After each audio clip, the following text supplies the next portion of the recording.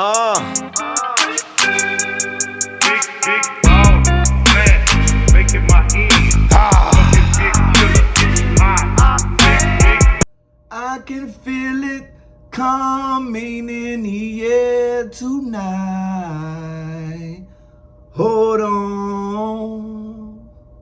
And I've been waiting. Sunday, 6:30 p.m., Santa Clara, California.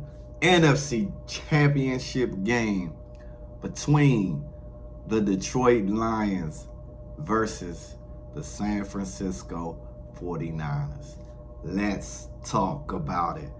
You know who it is, man. It's your boy, Sports God TV, where we talk sports like religion. If you haven't already, make sure you hit that like and subscribe button, man. Click that notification bell so you can get notified when I upload.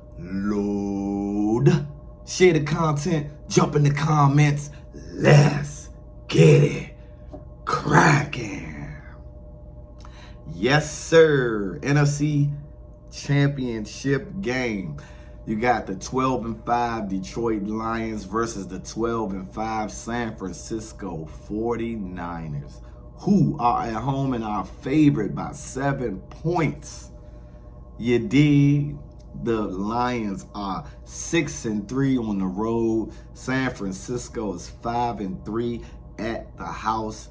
Detroit is led by Dan Campbell and the hot commodity offensive coordinator Ben Johnson, who has been associated with a head coaching jobs across the league, specifically my Washington Commanders. How about that, right?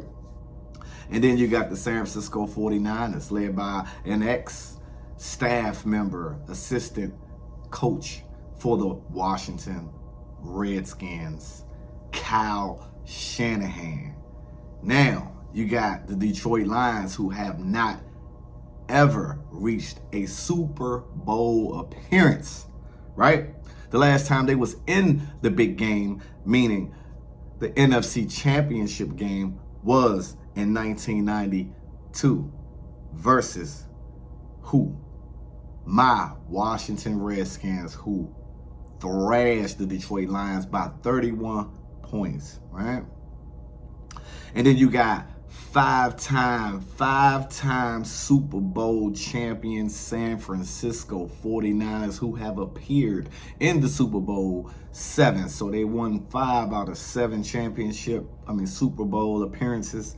And then when you think of San Francisco, you think of the rich tradition. You think Joe Montana, you think Jerry Rice, you think John Taylor, you think Steve Young. You know, just to name a few of those legends. The last time the San Francisco 49ers reached the Super Bowl was Super Bowl 54 versus the Chiefs, where they lost 31-20.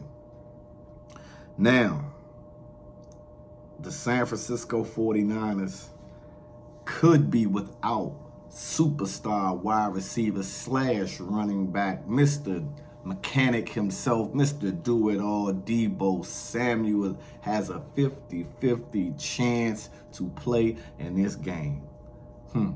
Interesting, right? You got the Detroit Lions, who is led by Jared Goff. You got David Montgomery, superstar wide receiver Amari St. Brown. You got the amazing Alabama rookie Jamari Gibbs. And you got the superstar record-setting tight end from Iowa, Sam Laporta, on that offense. The Lions are number 2 pass yards in the National Football League with 258, number 5 in rushing, number 5 in points scored, number 23 with points allowed. Defensively, man, they are anchored and led by Aiden Hutchinson. All right, man. But then on the flip side, we know San Francisco, Brock Purdy, Christian McCaffrey, Brandon Ayuk, George Kittle, Deebo Samuels, as I mentioned, Trent Williams, another ex-Redskin player. Correct, I must do that.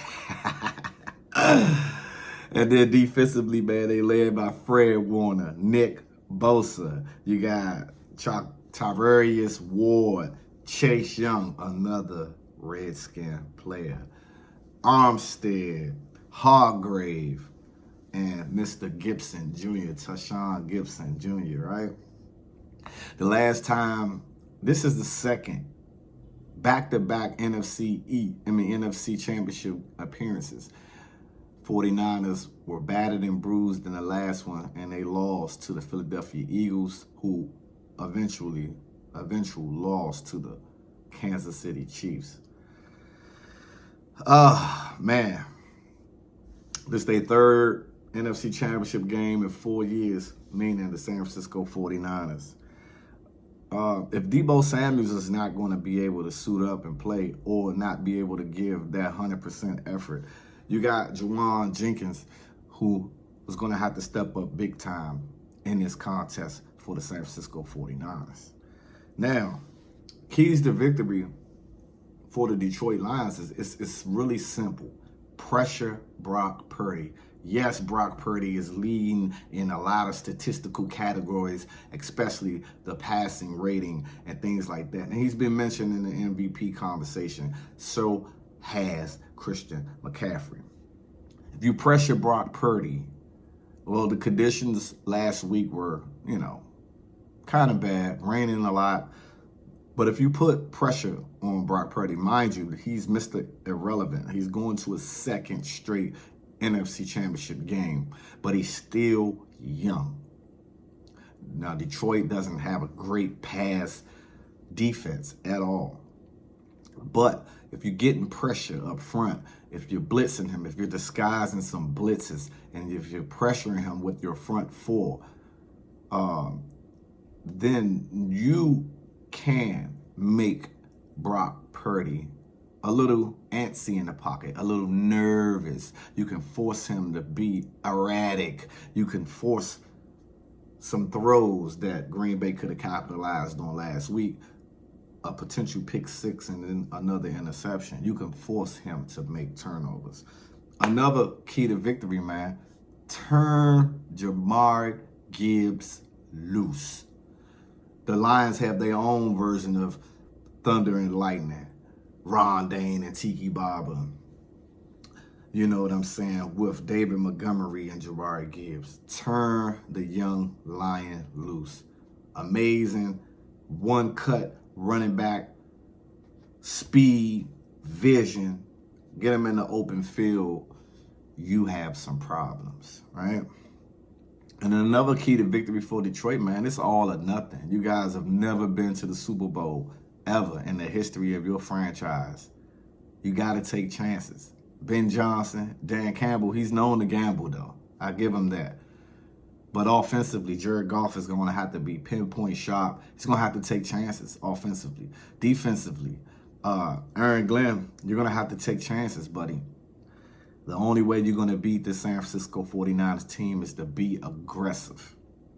Put your players in the best position to possibly make plays in this game. It's very important to do so. Keys to victory for the San Francisco 49ers is pretty simple. Purdy, be accurate, take your reads, hit your targets. Deebo or not, you still got Christian McCaffrey out the backfield. You still have George Kittle. You still have Brandon Ayuk. Get behind that offensive line. Feed Christian McCaffrey. And then defensively, just do what you have done. Even though they look really, really vulnerable against the Green Bay Packers, Detroit Lions, they do have a amazing offensive line up front.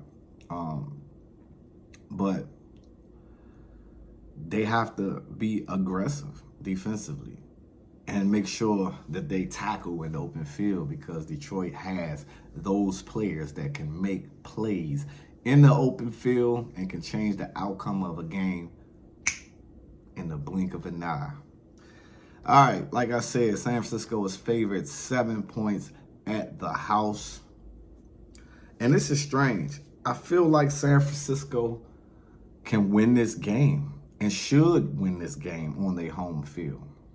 And that's how I was feeling throughout early in the week.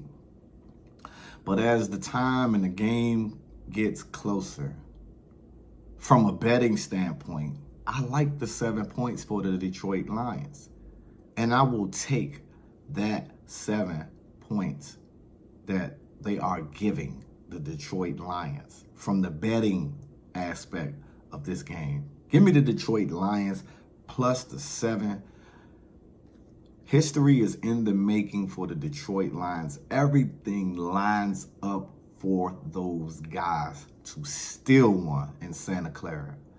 I like San Francisco in this game, but I would not be surprised if Detroit pulls off the unthinkable. You guys know who it is, man.